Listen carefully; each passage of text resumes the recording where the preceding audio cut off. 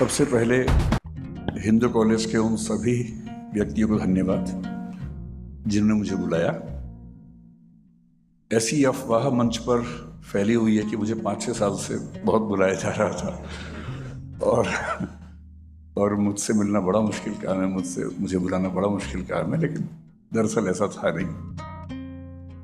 ये जरूर है कि मैं बहुत संकोची हूँ व्यक्तिगत जीवन में, और जैसे मुझे कोई बुलाता है मैं सोचता हूँ कि कैसे मैं मना करूं,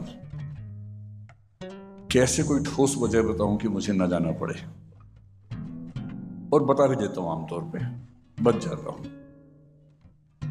पर जो बातें हमारी टीम को एकदम स्पष्ट हैं, उनमें से एक बात यह है कि जो 2 कॉलेज मेरे दिल्ली विश्वविद्यालय में हैं, एक जाकिर हुसैन कॉलेज और एक हिंदू कॉलेज, यहां से जब भी निमंत्रण आएगा मैं मना नहीं करूंगा। तो पिछले साल सच में कोशिश हुई, इसी सोसाइटी के जो अध्यक्ष थे आदित्य तोमर उनका नाम था, वो मिलने भी आए, मैं भी मिला।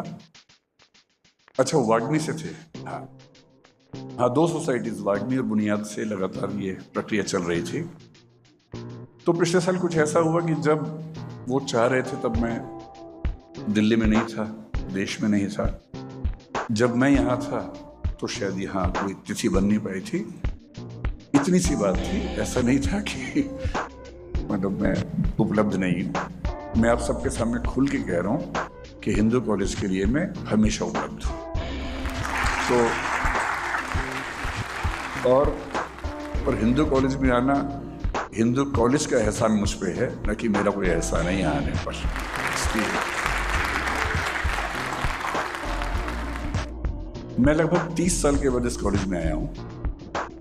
1 साल मैं यहाँ पढ़ा हूँ, 1994 से 1995 MA फाइनल में। उस समय डॉक्टर हरीश नवल यहाँ के HOD थे।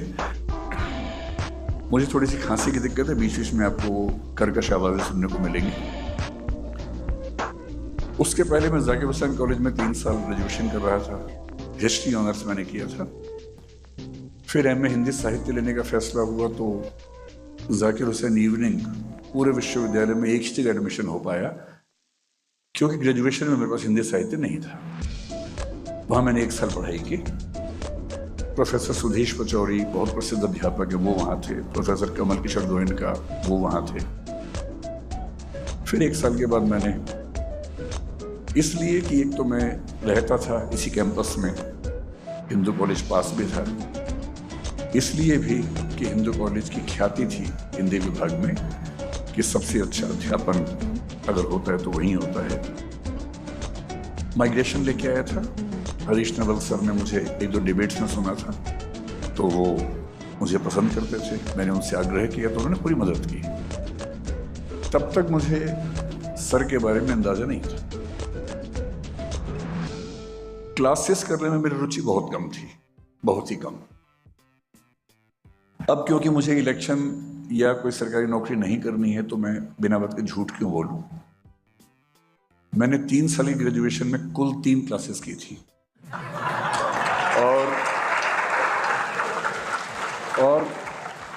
और मुझे इस बात का कोई पछतावा भी नहीं है। पूरी बात स्पष्ट हो तो बेहतर रहता है, आधी बात क्यों। कोई पछतावा नहीं। मैंने 3 क्लासेस की थी। मैंने पूरा मौका दिया था टीचर्स को कि वो मुझे रोक सके, पर वो नहीं रोक पाए। तो मैं मानता हूं कि वो विफल हुए। ये मैं मजाक में कह रहा हूं, इसको अहंकार मत समझिएगा, है ना, मैं मजाक में कह रहा हूं।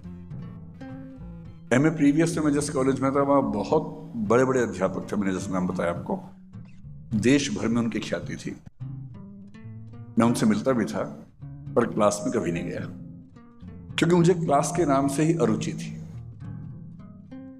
क्लास के 40, 45, 50 मिनट मुझे लगता था कैसे ये समय बीते।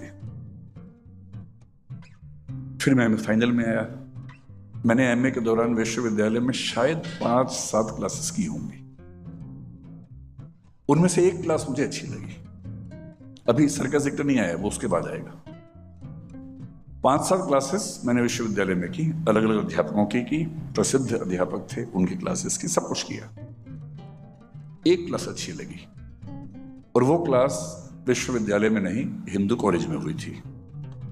हिंदू कॉलेज में क्लासरूम में नहीं, बगीचे में हुई थी बाहर। मेरे ख्याल से अभी बगीचा होगा ही सामने की तरफ, है ना।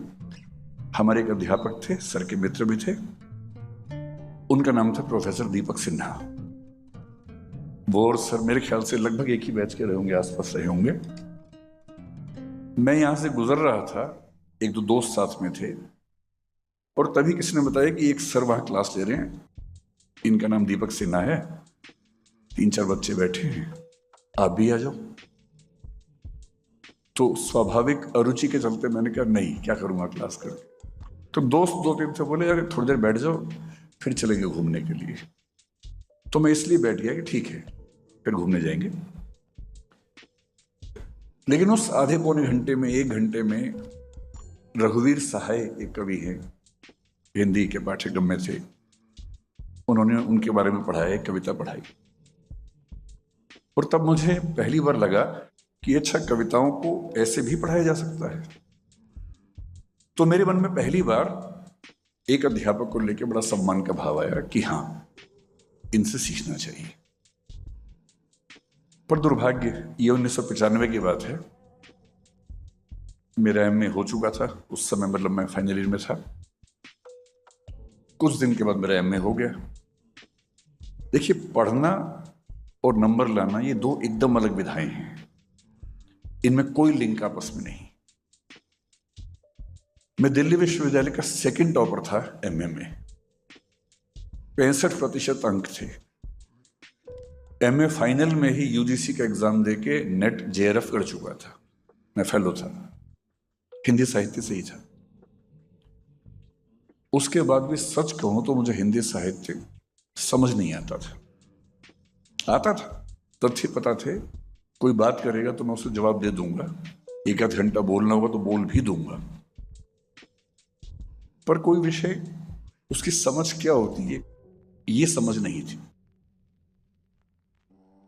हिंदू कॉलेज में जब आया तो मुझे यह 3 उपलब्धियां हुई। सबसे पहली उपलब्धि ये हुई कि जो अब मेरी पत्नी है वो यहां पढ़ती थी।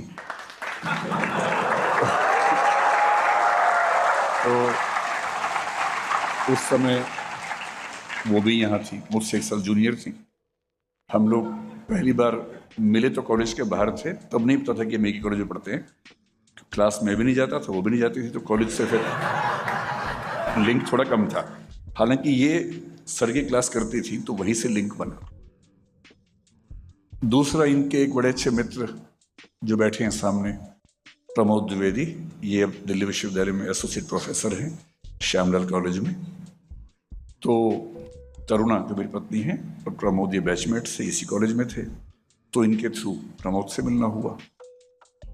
प्रमोद ने मुझे कहा कि आपकी तैयारी ठीक तो चल रही है, लेकिन हिंदी साहित्य में जब तक आप रामेश्वर सर से नहीं पढ़ेंगे ना, वो बात नहीं आएगी।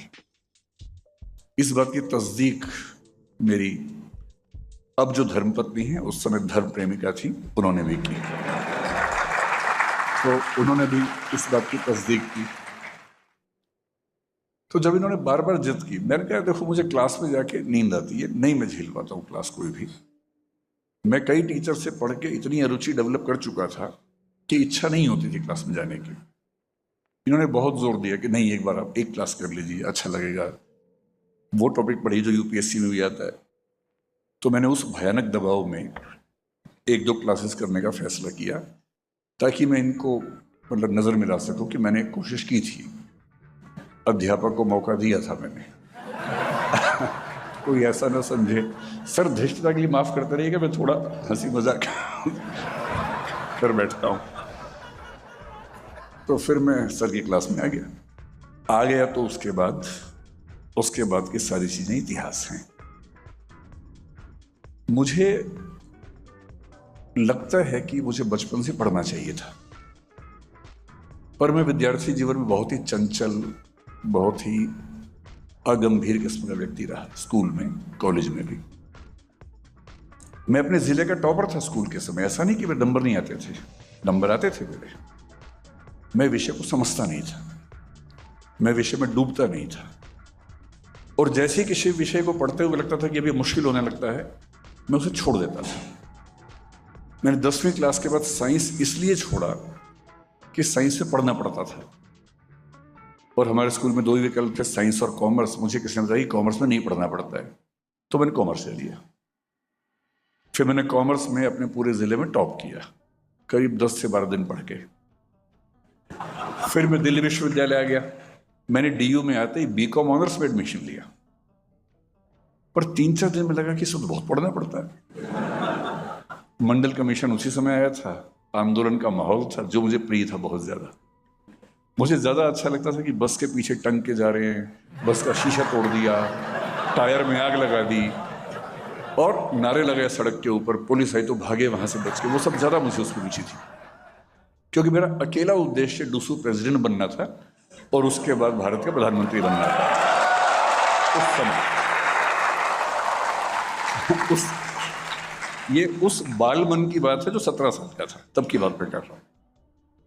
तो BCom में उसे पढ़ना पड़ता था। तो फिर मैंने एक बहुत ठोस बहाना सोचा, और मैंने अपने अध्यापक से कहा कि सर मुझे UPSC देना है, और उसमें मैंने सुना कि हिस्ट्री बेहतर रहता है, और CA तो मुझे बनना ही नहीं है। तो बोले अच्छा ऐसा है, तो फिर एक एप्लीकेशन लिखो। मैंने एप्लीकेशन लिखी। फिर बोले कि मैं तो साइन कर रहा हूँ, अब हिस्ट्री के डिपार्टमेंट के हेड से साइन करवा के लाओ। ये ठीक वही दिन था जब मंडल कमीशन का कर्फ्यू लगा हुआ था दिल्ली में। मैं पीतमपुरा में रहता था, और हमारे HOD जो थे वो साकेत में रहते थे। पीतमपुरा से साकेत लगभग 25 किलोमीटर होगा। मैं पैदल गया, बीच बीच में लिफ्ट, कहीं को ट्रक मिल गया, ट्रक में घुस गए, बस मिली, बस तो खैर नहीं चल रही थी उस समय। पूरी दिल्ली का माहौल बड़ा अजीब था, हर जगह आग, धुआं, ये सब था। उनके घर पहुंच के साइन करवाए। बोले कितना सीरियस बच्चा मैंने पहली बार देखा है। तो मैंने भी इस बात पे उनको काटा नहीं। मैंने कहा हाँ आप ठीक कह रहे हैं, आपने ठीक ही देखा है। और फिर गया, हिस्ट्री ऑनर्स लिया, सिर्फ इसलिए कि हिस्ट्री में पढ़ना नहीं पड़ेगा। शंकर जी से मेरी बात चल रही थी। शंकर जी और मैं एक ही बैच के हैं, 90 से 93। ये भी हिस्ट्री के विद्यार्थी थे, मैं भी हिस्ट्री का था। मिले आज हम पहली बार है जीवन में, लेकिन हम एक ही बैच के लोग हैं। फिर मैंने पहले साल में काफ़ी पढ़ाई करके 44% अंक अर्जित किए, जो मेरे पूरे करियर का सबसे खराब स्कोर है। फिर सेकंड थर्ड में बहुत कोशिश करके संभाला, तो मैं किसी तरह से 51 तक पहुंचा। मेरे ग्रेजुएशन में 51% अंक हैं। मैं खुल के इसलिए कह रहा हूं कि आप में से जिसके नंबर कम आ रहे हैं, चिंता मत कीजिएगा, नंबर जीवन में कहीं काम नहीं आते। इस बात को बिल्कुल मन से निकाल दीजिए। और 3 साल मैंने इतिहास कितना पढ़ा, जितना मेरे रूममेट ने नोट्स बनाए थे उतना ही पढ़ा। मेरा एक अच्छा रूममेट था, हालांकि वो हंसराज कॉलेज में पढ़ता था, मैं जाकिर हुसैन में था, और वो नोट्स अच्छे बनाता था। तो वो पता भी करता था कि इस बार क्या क्या आने वाला है, उन्हीं के नोट्स बनाता था, कुछ कहीं से मैनेज करता था, फोटोकॉपी। अच्छा दोस्त था मेरा। तो एग्ज़ाम से 7 दिन पहले 8 दिन पहले बोलता था कि ये निगलना है और पेपर में उगलना है। और इस निगल उगल कार्यक्रम में मैं निष्णात था। निष्णात को अंग्रेजी मास्टर कहते हैं, आपकी जनरेशन पता नहीं समझेगी या नहीं। मास्टर का मतलब, एक्सपर्ट का मतलब निष्णात। मैं निष्णात था, ठीक नंबर आ गए। 55% फाइनल ईयर में थे, जो सब एवरेज करके 51 हुए। और मैं खुशी की बात है कि अपने कॉलेज में, क्योंकि बाकी विद्यार्थी बहुत खराब थे, मैं वहां भी टॉपर था। उसमें मेरी कोई भूमिका नहीं है, बाकी बच्चों की भूमिका है। वो मुझसे भी खराब थे, इसलिए मैं टॉपर था। लेकिन मुझे DU में सबसे ज्यादा मजा किस चीज में आता था? इलेक्शन लड़ने में, डिबेट्स करने में। हाँ, मैं डिबेटर था, मैं स्कूल में खूब डिबेट्स करता था। मेरे माता पिता का योगदान रहा, उन्होंने मजबूर किया कि मैं मंच पे जाऊं, और मैं उनका बड़ा कृतज्ञ हूं। मैंने DU में 3, 4, 5 साल की डिबेटिंग लाइफ में, क्योंकि फर्स्ट ईयर में मंडल कमीशन था, डिबेट्स हुई नहीं उस साल। उसके बाद से डिबेट्स की। डिबेट मेरे लिए रोजी रोटी का सवाल था। मैं घर से पैसे नहीं लेता था, मेरे घर में पैसे थे भी नहीं उस समय। मैंने 17 साल की उम्र से आज तक अपने घर से एक पैसा भी नहीं लिया है। और मैंने जो 4-5 साल DU में गुजारे, डिबेट से अपना खर्चा चलाया, हॉस्टल का, पढ़ाई का सारा खर्चा चलाया।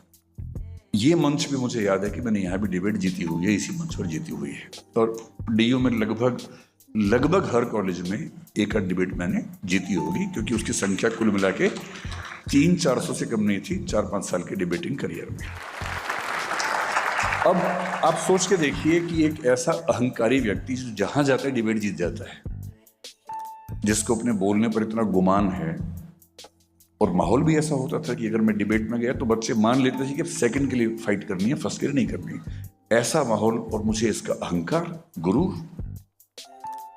ऊपर से एमए करते करते यूजीसी जेआरएफ हो गया था। भारत सरकार ने मान लिया था कि मैं विद्वान आदमी हूं। तो विद्वता का अहंकार गजब भरा हुआ था मेरे अंदर।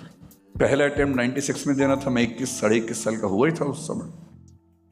हॉस्टल में मजाक चलते थे हमारे दोस्तों के बीच में कि कोई अगर बहुत सीरियसली पढ़ रहा हो तो हम बोलते थे कि और ठीक से पढ़ो, सेकंड रैंक लाना है तुम्हें, क्योंकि फर्स्ट तो तय है, सेकंड तो मैक्सिमम अवेलेबल रैंक है, फर्स्ट तो है ही हमारा, उसमें कोई बात ही नहीं होनी। ऐसा अहंकारी व्यक्ति 2 व्यक्तियों के दबाव में एक क्लास में घुसा है। आप पूरा सीन समझ पा रहे होंगे। मैं इस भाव से घुसा हूं कि मुझे क्या पढ़ाएंगे। जेआरएफ होल्डर हूं, यूनिवर्सिटी का सेकंड रैंक होल्डर हूं, 65% नंबर मेरे एमए में थे, कोई मजाक है। लेकिन मुझे एक क्लास होते तो समझ में आ गया कि चुप ही रहना ठीक है, सुनना ठीक है। और मेरे जीवन में अकेली क्लासेस, मैं बड़े स्पष्ट शब्दों में कह रहा हूं, ग्रेजुएशन की 3 क्लासेस, एमए की 5 से 8 मान लीजिए, 10-11 क्लासेस कुल मिला के, और उसके बाद मैं सर के पीछे पढ़ के मैंने सर के साथ कम से कम 60-70 क्लासेस की होंगी, जिद करके। और जब तक मैंने सर से पूरा सिलेबस नहीं पढ़ लिया तब तक मैं बेचैन रहा। कभी कभी सर के घर पहुंच जाता था, रोहिणी में सर रहते थे, कि अगर सर यहाँ नहीं पढ़ाएंगे तो हमें तो शर्म किस बात की आनी है, घर पहुंच गए। हमें क्या पता कि सर मैडम बच्चा उनका पर्सनल टाइम भी हो सकता है कुछ, हमें क्या मतलब उस बात से भाई, हमें आईएएस बनना है, हम जगत गुरु हैं, हमको तो कैसे कोई टाइम नहीं देगा। तो हम तो बेशर्मी से सर के घर में घुस जाते थे कि सर पढ़ाइए कुछ भी करके, क्योंकि एग्जाम आने वाला है, तो बताइए हिंदी आलोचना, हिंदी उपन्यास का इतिहास बताइए पूरा। असाध्य बिना उस समय नहीं थी, राम की शक्ति पूजा समझाइए, सर्वस्मृति बताइए, अंधेरे में कविता समझाइए। और उन 3 महीनों में जो हुआ, अब मैं उसका थोड़ा सा आपको डिस्क्रिप्शन देना चाहता हूँ। मेरी स्थिति अभी ये है कि मैं जानबूझ के उधर देखने से बच रहा हूँ, मैं जानबूझ के यहाँ देख रहा हूँ। जब मैं 12 साल का था तो मैंने स्कूटर चलाना सीख लिया था। वैसे लाइसेंस की उम्र 18 साल तब भी होती थी, पर हमें पता नहीं था। हम एक छोटे शहर में थे, वहाँ हर व्यक्ति चलाता था 12 साल की उम्र में, तो हम भी चलाते थे। तो 12 में सीखा, पैर नीचे नहीं लगते थे। तो जब घर पहुंचते थे हम पहले हॉर्न बजाते थे, कोई बाहर आके रोकता था स्कूटर को कि उतर जाए उससे। हम ब्रेक लगाते थे, बड़े भाई रोक लेते थे कि चलो उतर जाओ स्कूटर से। हम वैसे चलाते थे स्कूटर 12 की उम्र में। तो मुझे सिखाया था मुझसे जो नेक्स्ट, मैं सबसे छोटा हूँ, 2 बड़े भाई हैं, तो जो बीच वाले भैया हैं उन्होंने सिखाया था। बड़े विनम्र हैं, इतने विनम्र हैं कि उनके साथ मुझे लगता है कि मैं बड़ा भाई हूँ, जबकि वो मुझसे बड़े हैं, क्योंकि वो बहुत विनम्र हैं, बहुत अंतर्मुखी हैं। उन्होंने मुझे सिखाया, बढ़िया सिखा दिया, और मैं फर चलाने लगा स्कूटर। जब 15-20 दिन हो गए तब बड़ी हिम्मत करके मैंने बड़े भैया को बताया कि भैया मैंने स्कूटर सीख लिया है। बोले अच्छा चलो देखते हैं। बड़े भैया वैसे ही जैसे बड़े भैया होते हैं, पिताजी की फोटोकॉपी।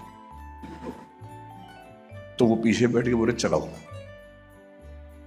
अब 15 दिन का मेरा अभ्यास ठीक ठाक था स्कूटर का, और मैं छोटी गलियों में ऊपर नीचे ऐसे ऐसे करके सब चला चुका था, वीडियो गेम जैसा। अब मैंने स्टार्ट किया क्लच। आज की जनरेशन पता नहीं क्लच गियर समझती होगी या नहीं, क्योंकि आजकल तो वो जो आप समझते हो तो बटन दबाया और झूम के चल पड़ा। उस समय ऐसा नहीं होता था। उस समय पहले स्टार्ट करना अपने आप एक प्रोसेस था, किक मारनी पड़ती थी, फिर क्लच दबाएंगे, पहला गियर लगाएंगे, फिर धीरे धीरे क्लच छोड़ना, उसी गति से स्पीड देनी है। उनका बैलेंस बहुत जरूरी होता था। बैलेंस ना बने तो या तो आवाज रेस की बहुत तेज आएगी अगर रेस ज्यादा दी, नहीं तो घच घच घच करके रुक जाएगा स्कूटर। अब बड़े भैया पीछे बैठे हैं, घच घच घच रुक गया। भैया बोले यही सीखा। मैंने कहा 1 मिनट रुकना भैया। फिर ठीक किया, फिर स्टार्ट किया, फिर घच घच घच, 3 4 5 बार घच घच हुआ। और भैया बोले अभी नहीं, छोटे हो। वो जैसे ही पीछे बैठे मेरा स्कूटर बंद हो जाता था। मेरी हालत कुछ कुछ आज वैसी है। जिनसे सीखा है उनके सामने बोलना है, और मैं इसलिए जानबूझ के वहां देख नहीं रहा हूं कि वहां भैया बैठे, वरना घस घस घस हो गए मेरी गाड़ी रुक जाएगी और मैं क्यों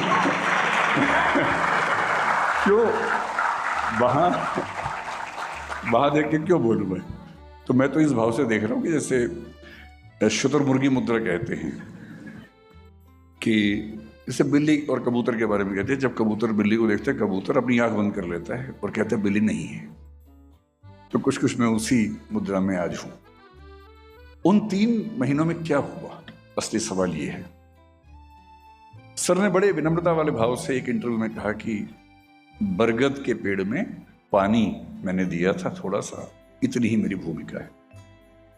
यह बात सही है कि किसी व्यक्ति की किसी के जीवन में भूमिका दरअसल इसी तरह की होती है कि किसी को आपने पानी दिया, खाद दी, न्यूट्रिएंट्स दिए, यही भूमिका हो सकती है। सवाल यह है कि पानी कब दिया था और कितना दिया था, और पानी केवल पानी था या उसमें न्यूट्रिएंट्स भी शामिल थे। वो पानी उस समय मिला जिस समय पानी की सबसे ज्यादा जरूरत थी, जब सूखा पड़ा हुआ था, जब जड़ें सूख चुकी थी। सूख क्या गई थी, गीली हुई ही नहीं थी कभी। और उस समय जब पहली पानी की बौछार अंदर पड़ी और लगा अच्छा पढ़ाई ऐसे भी होती है, पढ़ाई में समझना भी होता है, साहित्य का संबंध इतिहास से भी होता है, फिलॉसफी से भी होता है, सोशियोलॉजी से भी होता है, इकोनॉमिक्स से भी होता है। इकोनॉमिक्स तय करती है कि साहित्य कैसा होगा किसी देश का, किसी समाज का। और तब समझ में आया कि ये अलग अलग विषय, अलग अलग डिपार्टमेंट्स तो नाम नाम के हैं, दरअसल तो एक ही चीज को पढ़ने के भिन्न भिन्न तरीके हैं। इसलिए जो इंटरडिसिप्लिनरी अप्रोच आज हम बोलते हैं कि बहुत जरूरी है, मैंने पहली बार जहां से सीखी वो सर से सीखी। और सर कोई भी विषय पढ़ाते थे तो लगता था कि जैसे चक्षु खुल गए, कि नई कविता या छायावाद। और मैं उस समय लिखने की स्पीड मेरी ऐसी थी कि मैंने सर का एक एक वाक्य लिखा हुआ है, आज तक रखा हुआ रजिस्टर मेरे पास। यहां तक कि सर ने बीच में छींका भी तो मैंने वो भी लिख दिया कि छींक यहाँ पर आई है, कि शायद कोई खास वजह से आई हूँ यहाँ पर, भाई बाद में रिवीजन में आसानी रहेगी। मजाक भी किया, साइड में मजाक भी लिख लिया कि ये मजाक को कोई लिंक होगा इसके साथ, वो मजाक भी याद रहना चाहिए। कई साल तक मैंने वो विषय पढ़ा, वो रजिस्टर्स पढ़े, JRF वगैरह सब होने के बाद पहली बार मुझे साहित्य समझ में आया। अब सीधा योगदान मैं कहूं तो मेरा पहले अटेम्प्ट में सिविल सेवा में सिलेक्शन हो गया। लेकिन ये तो एक मोटा कथन है ना कि सिलेक्शन हो गया। इसमें सूक्ष्म कथन ये है कि 2 वैकल्पिक विषय होते थे। मेरे पास हिंदी साहित्य था और समाजशास्त्र था। दोनों का 600 नंबर का पेपर था। अगर मैं ये कहूं कि मेरा उन दोनों विषयों से सिलेक्शन हो गया तो ये अधूरी बात है, जब तक मैं ये ना बताऊं कि समाजशास्त्र में 600 में से 247 नंबर थे और हिंदी साहित्य में 600 में से 343 नंबर थे। और इस अंतर की एकमात्र वजह यह थी कि मैंने सर की क्लास में पढ़ाई की थी। इससे मैं कैसे कह दूं कि कोई योगदान नहीं है या बरगद में केवल पानी का योगदान है। उस पानी में कितना पोटेशियम था, कितना मैग्नीशियम था, कितना नाइट्रोजन था या नाइट्रेट था, ये भी तो देखना पड़ेगा। लेकिन ये फिर भी ठीक है, मेरे लिए सिविल सेवक बनना ना मुझे पहले बहुत रोमांच था ना बाद में रहा। मैं तो हरियाणा से हूं जहां IAS का मतलब उस समय लोग समझते भी नहीं थे, अब तो समझने लग गए हैं, तब नहीं समझते थे। तब बोलते थे कि अरे ना पटवारी बनते तो अच्छा रहता, वो ऐसा भाव रहता था। तो मुझे नौकरी से लगाव भी नहीं था, मैंने फिर नौकरी छोड़ भी दी, पढ़ने पढ़ाने की इच्छा हुई। जो असली योगदान है वो दूसरा है। ये तो छोटी बात थी, नंबर आ गए, नोट्स मैंने पढ़ लिए, याद कर लिया, लिख दिया, नंबर आए, बड़ी बात है। एक अच्छी नौकरी मिली, उसका सम्मान आज तक मुझे हर जगह मिल जाता है कि सिविल सर्वेंट रहे हैं, जैसे पता नहीं क्या बात हो गई, लेकिन सम्मान मिल जाता है। उसके बाद